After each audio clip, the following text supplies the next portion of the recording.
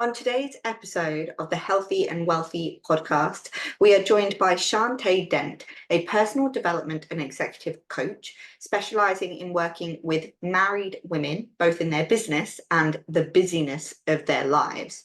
She helps women really look at how to nurture their relationships and their marriages in order to better serve themselves and their business equally.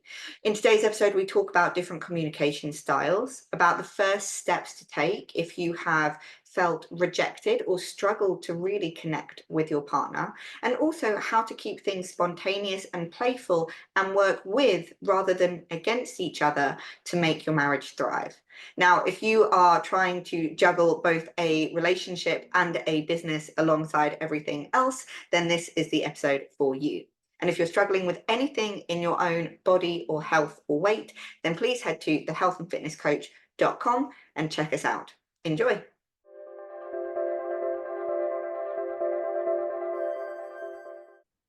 So a massive welcome to Chante, our amazing guest today, and a massive welcome to all of you for joining in today's episode.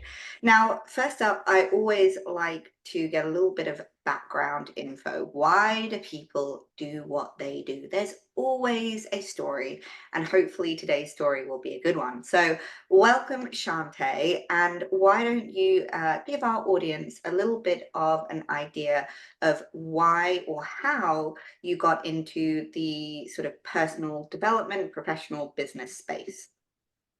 Thank you, Rita. I am honored to be here. My why, I love that question. It stems from my personal experience. And it was me walking through a few experiences and being able to have this insight of, number one, I'm confident I'm not the only one. So I imagine someone would appreciate support going through what I've just, experienced. And it also stems from my natural tendencies. I love people. I love to see people in a place of joy and fulfillment. It's been one of those traits since I was a little girl. And I feel honored that it's allowed me to dive into this as a profession, to overcome a lot of emotionally wounding experiences and, feel good about that journey. And I've seen how it has transformed in my relationships. And again, it's such a beautiful experience. I feel like I can't keep this to myself. I need to connect with others and give them that sense of hope that they don't have to stay in a place where they are, stuck in emotional pain. It's so often that it is from our own personal experience that obviously our passions flourish.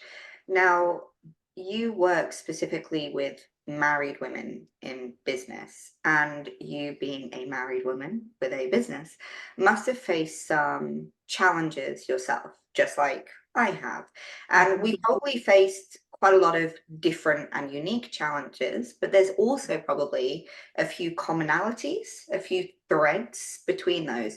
So, what are some of the more common challenges, struggles, difficulties that you see women face when it comes to balancing both business and personal relationships? Mhm.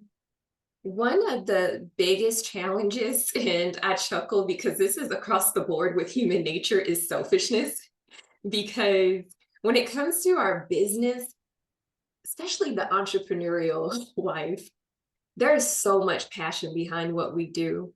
And it's easy to create a tunnel vision.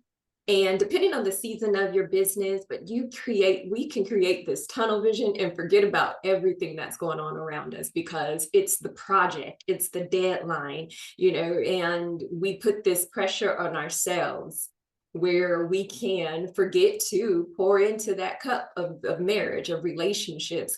And we find that after a few weeks, and sadly for some, it might be months down the road, we look up and wonder, what just happened here? Why do I feel so disconnected?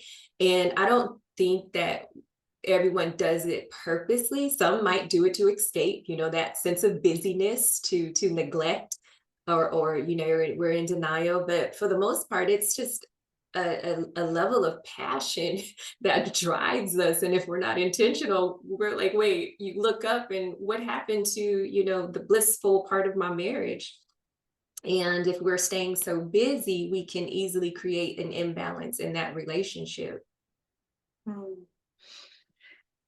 You spoke about pouring into the marriage, and Mm, a lot of women in many areas of life have an all or nothing approach.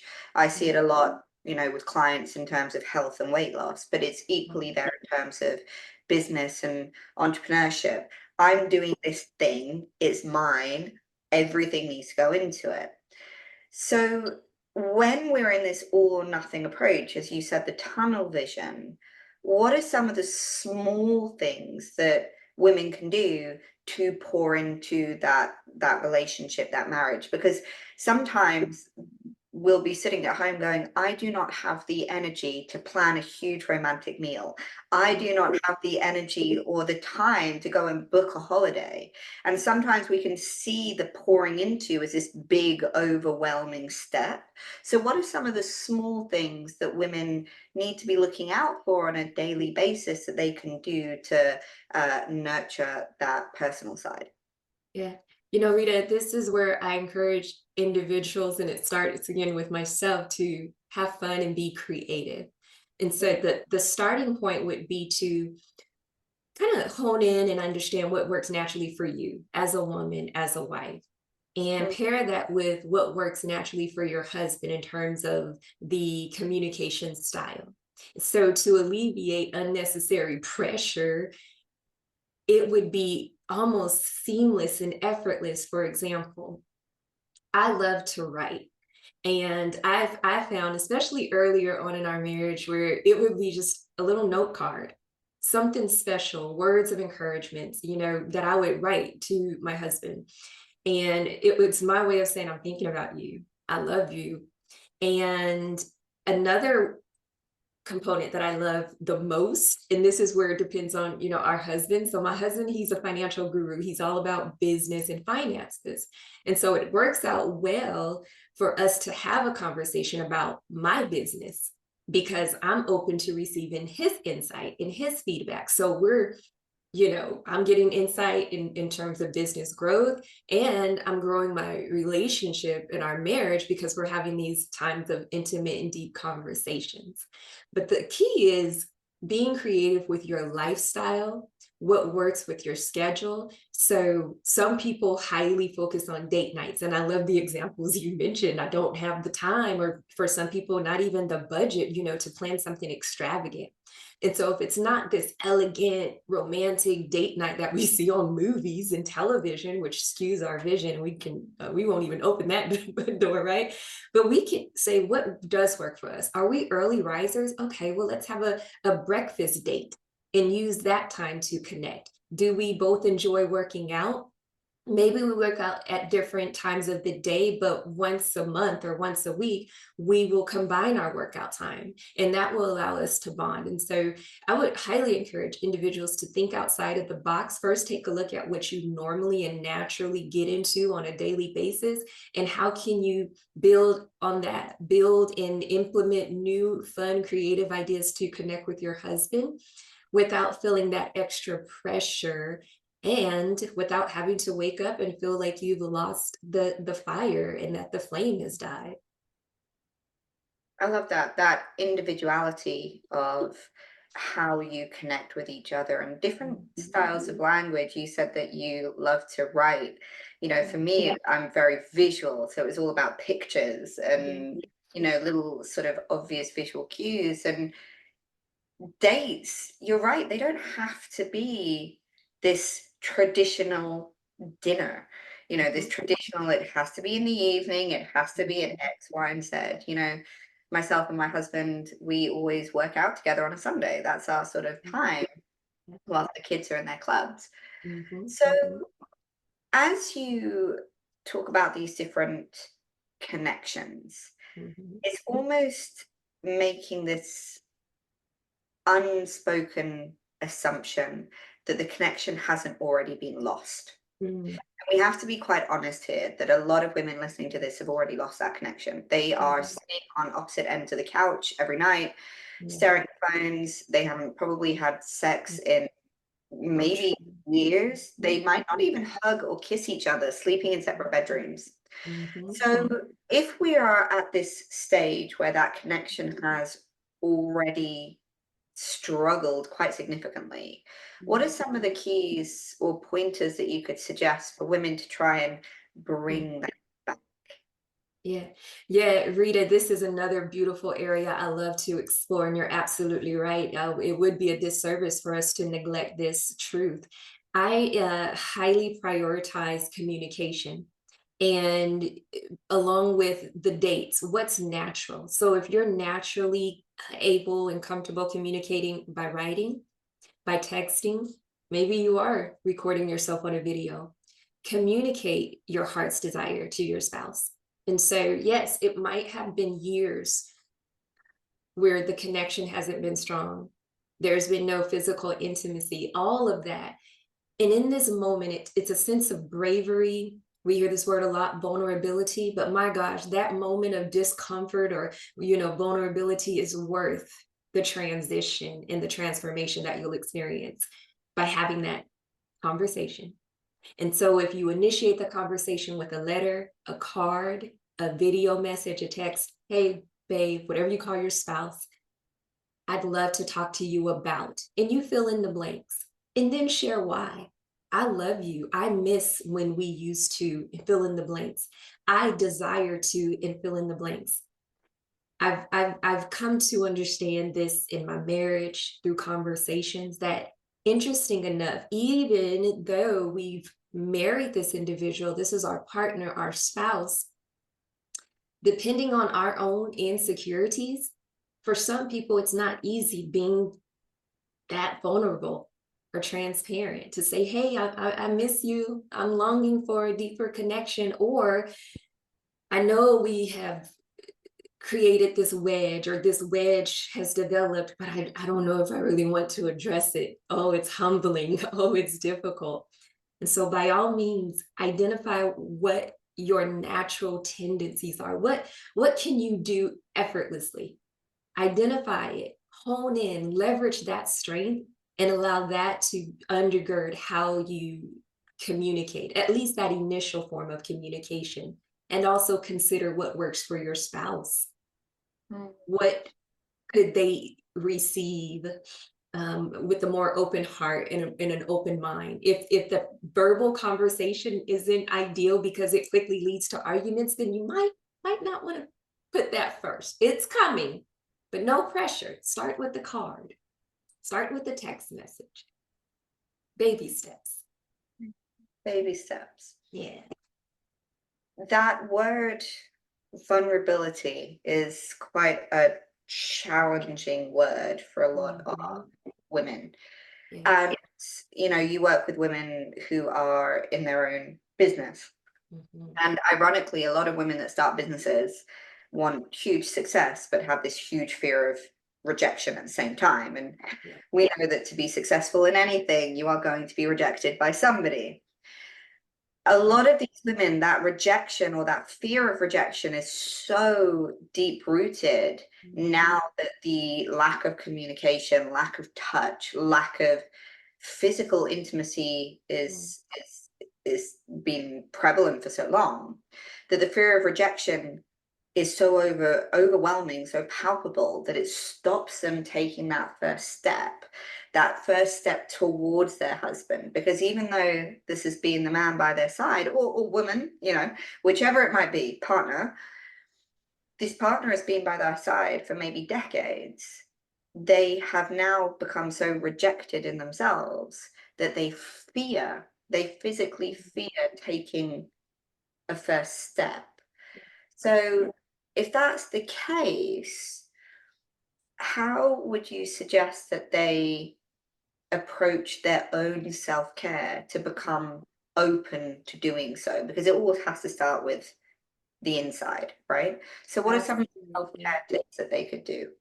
Yes, absolutely, indeed. So Number one, when it comes to dealing with these inner issues, what's going on internally, always positioning ourselves to acknowledge. Just be honest with yourself. Nobody else is around, nobody's looking. Just have that conversation. Okay, where am I? Let me just start right here.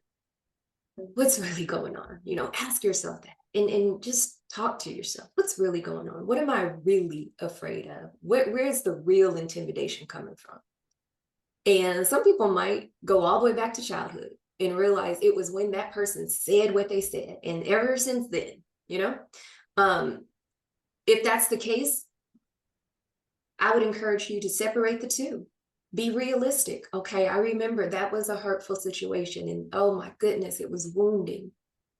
But that's it's a different person. It's a different experience. And I'm going to give my spouse the opportunity to have this fresh start, not based off of my past experience with someone else or my past rejection with someone else. I also encourage people, when it comes to just this inner struggle, ask yourself, is it worth it? Yes, this is difficult. I will acknowledge that. But is it worth it? I have two outcomes that I'm facing. I can stay where I am in this place where I know I'm hurting. I know I desire to be closer to my spouse. Oh, but I'm not comfortable. And that's valid. And I also encourage one to consider what happens if you don't make that move, if you don't initiate that conversation. As difficult as it feels, is it worth the exchange? Now, for some, it's just a genuine, I don't know how to talk. I don't know how to communicate. I get nervous. That's absolutely valid. If it means taking a course, I mean, I'm so realistic, Rita. Take a course on how to communicate. Take that course. Pay that money, sign up for that class, learn how to communicate, utilize every tool and every resource available, every healthy tool, every healthy resource available to get you into that space that allows you to comfortably and confidently say, okay, let's do this. And I use those words lightly because there might be some anticipation and nervousness, but you have enough confidence inside of you to take that step and to have that conversation. I love the fact that you're very practical. Take a course, take a class, learn how to do this. And this word communication that is clearly key to sort of a lot of what you teach. You mentioned that you like to write. I mentioned I'm quite visual. We all have different modalities of communication. And this, in my personal experience, has been a key area of challenge. And what I mean by that is my husband is very, the technical term would be kinesthetic, but touchy-feely is probably the term that most people would understand. He likes a lot of physical touch, and that's how he communicates. He hugs, he kisses, he holds. I am the opposite. I am not a kinesthetic person. I am visual. I want to see. I want to see, I don't know, experiences. I want to see visual indicators, like I said, photographs or anything like that. And often, and we've worked on this a lot, I used to pull away from the physical touch. And for him, that was rejection. For me, that was, oh, well, that's just not how I communicate. So we had a lot of butting of heads before we worked this out. So when it comes to women at home who are struggling to communicate, how might they go about understanding their partner's communication style? Yeah. This is another powerful question, and it's key component to communicating. Similar to you, Rita, I chuckle because same with my husband, and we hear this often, opposites attract. So I am the hugger and the snuggler and the touchy-feely, and he not so much. And what has worked so far for us is, again, having that conversation and being able to identify so that we close the door to assumptions. Because it was my assumption at one point, like, why doesn't he want to cuddle when we're on the couch? Like, Okay, there's no body odor. I know he likes and loves me. I mean, gosh, he chose to marry me. So I'm going down this list, and instead of going crazy, I just say, "Hey, babe, why don't you want to cuddle?" And just a simple response, "Oh, that's just not really my norm or whatnot." And so what I love the most about creating and cultivating a relationship is you have a passion, or one should have a passion and a desire to serve. And that looks like a different atmosphere for everyone specifically, but generally speaking, an example, we talked about the vacations. When it comes to family vacations, oh my goodness, I get excited and I see the big picture and the lights and the colors, and I'm like, let's go. Yeah. As a matter of fact, let's go tomorrow. My husband is like, we need a spreadsheet, we need line items, and not per se a plan for each day, but there needs to be a bit more organization for this trip, Chante. And that used to bother me to pieces. Like, we know how much it costs, let's just pay for it and go and have a good time. But everything needed to be meticulous. And it didn't take me too long. Probably, well, let's just say it didn't take too long. Finally, I realized, okay, we already know the vacation is going to happen, but what do I need to do to get there? What steps will it take to get there to meet his needs? So there's this beautiful compromise. So I had to whip out the spreadsheet, Rita.